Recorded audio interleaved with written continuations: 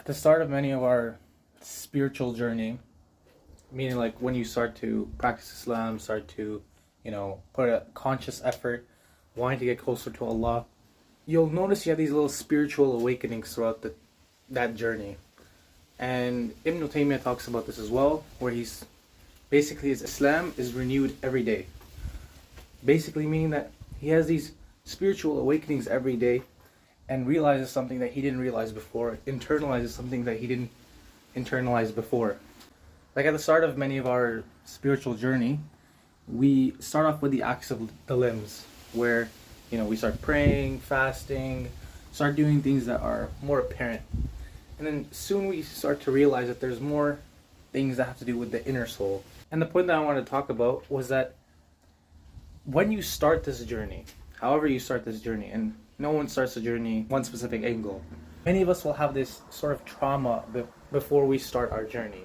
And these sets of trauma don't just suddenly go away. In fact, they come with us on this spiritual journey of ours. Many of these things, we can quickly eliminate, but a lot of the things are very hard for us.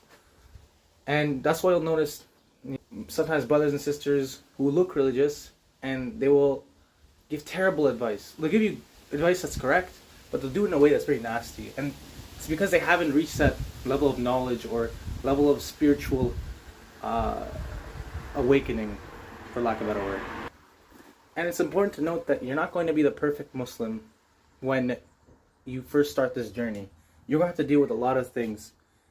Maybe, you had a bad past with Muslims. Maybe you had, whatever traumas that you had before.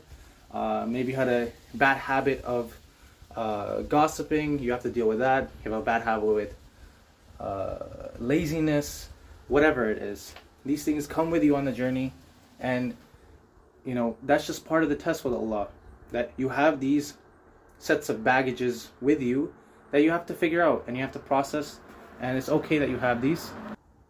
But the point is that the end goal is to get closer to Allah little by little.